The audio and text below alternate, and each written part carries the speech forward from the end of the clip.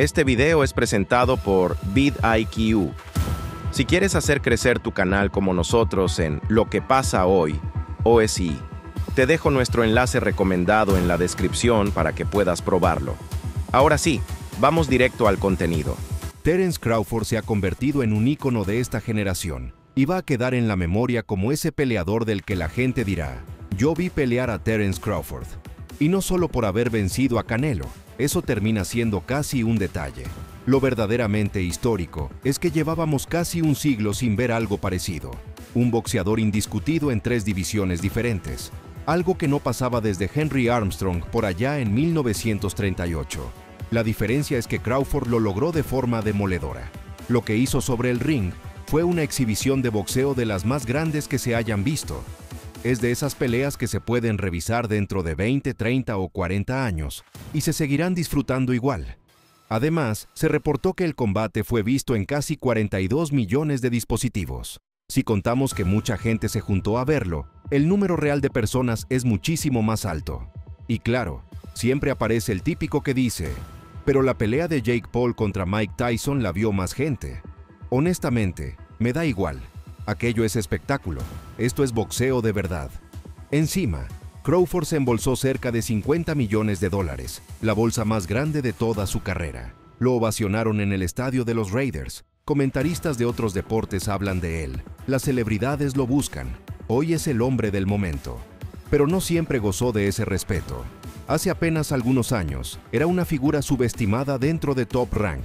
Su propia promotora no le ofrecía las peleas grandes, no le daba las mejores oportunidades y prácticamente lo estaban orillando a un rincón del negocio. Lo veían como un riesgo innecesario. No invertían en promoción, no lo empujaban como estrella y todo terminó explotando en una demanda, un lío serio en los tribunales. Lo más impresionante es que la oportunidad contra Canelo le llega con 37, casi 38 años. De hecho, en cuestión de días cumple 38. A esa edad, la mayoría de boxeadores ya están retirados, disfrutando a la familia y del dinero ganado con años de golpes y sacrificio. No se supone que a esa altura de la vida sigas en tu mejor versión, ni que estés consiguiendo los logros más grandes de tu carrera. Eso, en teoría, debía pasar cuando tenía 30, 31 o 32. Pero a Crawford lo etiquetaban como alguien que no vendía, poco atractivo comercialmente. Decían que no llenaba arenas, que nadie compraba boletos para verlo. Bajo ese argumento, no tenía sentido invertir en su nombre. Su promotora prácticamente no movía un dedo por él. Mientras tanto, en la división welter, el negocio del boxeo estaba enfocado en construir la imagen de Errol Spence como la gran figura rentable de esa categoría.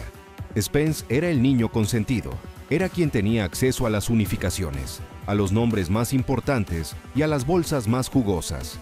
Crawford, pese a su talento brutal, quedó relegado a un papel casi secundario dentro de la división, cobrando un dinero que, comparado con lo que gana hoy, eran migajas. La justificación era siempre la misma: no tiene carisma, no conecta, la gente no lo quiere ver.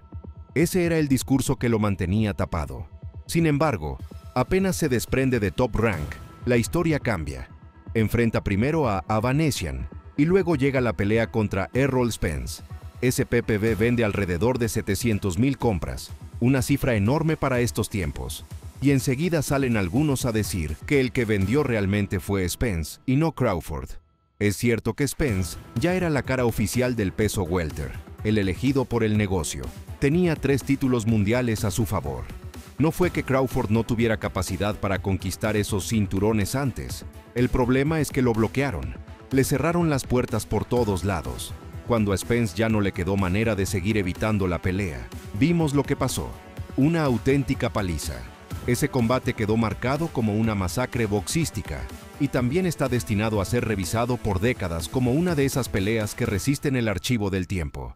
Con Crawford le estaban repitiendo la misma historia que en su momento vivió Juan Manuel Márquez. El sistema del boxeo lo iba empujando hacia un cierre de carrera injusto, casi silencioso. Pero ahí es donde entra en escena Turki Al-Sheikh, un gran fan suyo, que le da la vitrina y la exposición que realmente merecía. Esa plataforma le abrió la puerta a los escenarios gigantescos que durante años le habían negado. Mientras tanto, Bob Arum y Top Rank están, como quien dice, pagando su karma. Sin plataforma propia sólida y atravesando problemas financieros, parece que el tiempo de verdad pone a cada quien en su lugar. De todos modos, Top Rank no fue el único que lo menospreció. Después de su victoria contra Canelo, Crawford publicó un mensaje contundente: para todos los don nadie. Y esas palabras iban dedicadas a varios personajes. Ese mensaje obviamente apuntaba a su ex promotor, pero también alcanzaba de lleno a Canelo por declaraciones como estas. Canelo decía que era fan de Crawford, que lo consideraba gran peleador, pero inmediatamente lo descalificaba afirmando que Crawford lucía así porque peleaba contra nadie. De hecho, advertía que si llegaba a vencerlo, Crawford seguiría siendo un don nadie más, igual que todos los otros rivales en su lista. Por eso es clave mirar las fechas de esos videos y entrevistas, porque la opinión de Canelo sobre esta pelea fue evolucionando con el tiempo. Al principio lo trataba como si fuera un desconocido, al nivel de un Amir Khan, un Jermell Charlo o un rival más en su currículum. No dimensionaba la calidad monstruosa del peleador que tenía delante. Aceptaron la pelea porque el dinero era demasiado, aún sabiendo que una derrota podía ser catastrófica. Ponte a pensar, si Monzón hubiera perdido contra Mantequilla Nápoles, hoy no lo recordaríamos por sus grandes victorias, sino por esa derrota. Algo similar le pasa a Canelo. Su legado quedó muy tocado. Es una de las peores desgracias deportivas que le podían ocurrir. Y conforme se acercaba la fecha del combate, tanto él como Eddie Reynoso empezaron a tomar real conciencia del riesgo. Su discurso comenzó a cambiar poco a poco. Un tiempo antes del combate, Canelo admitió públicamente que Crawford era posiblemente el reto más grande de toda su carrera. Yo mismo subí un video donde él enumeraba a los mejores peleadores de la historia, y ahí ya se notaba un tono distinto hacia Crawford. Además, el hecho de que se tomara el campamento tan en serio, trayendo sparrings del nivel de Jaron Ennis, era una señal clara de que entendía que podía perder de verdad. En esta ocasión, el que mandaba en el negocio no era Canelo Promotions, el que llevaba las riendas era Turki Al-Sheikh, y el mensaje de Crawford también iba dirigido a David Benavidez. Recordemos aquellas palabras de Canelo: he hecho muchas cosas en el boxeo. ¿Por qué crees que voy a pelear con un Benavidez? Descalificaba a David, diciendo que solo había peleado contra un campeón en su vida, y que el resto eran puros perdedores. Esas declaraciones llegaron después de la tercera pelea con Golovkin, cuando por reglamento Benavidez ya merecía su oportunidad titular en supermediano. Pero como no era nadie, Canelo evitaba esa defensa obligatoria. Benavidez tuvo que quedarse envejeciendo como campeón interino, tomando otras peleas y esperando eternamente una chance que nunca llegaba. Ahí se ve cómo funciona la parte más turbia y política del boxeo. Benavidez fue inteligente. Entendió que si se quedaba en las 168 libras, jamás le iban a dar la pelea por los títulos de Canelo. Por eso sube de división, aunque fuera contra su voluntad. Hoy es campeón mundial. Va a enfrentar a Yarde en una de las mejores carteleras del año. Tiene opciones de pelear con Bivol o Beterbiev y gana decenas de millones de dólares. Ese mismo boxeador al que Canelo calificó como nadie, terminó brillando por su cuenta. Y Crawford no solo pensaba en Benavidez cuando lanzó ese mensaje, también estaba Demetrius Andrade. En peso medio, Canelo llegó a ser campeón unificado de 3 organismos, solo le faltaba uno para ser indiscutido: el cinturón de la OMB en manos de Andrade.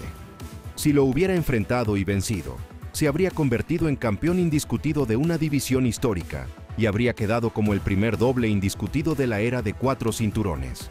Aún así, desde la óptica de Canelo, Andrade tampoco merecía esa oportunidad.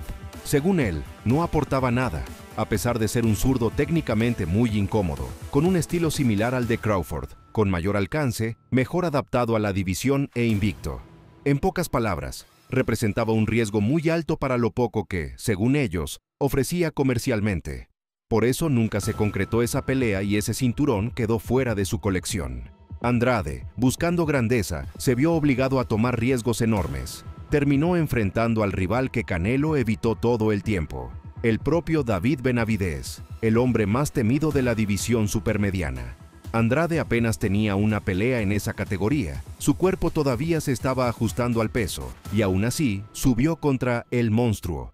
El resultado fue un nocaut brutal que prácticamente lo dejó al borde del retiro.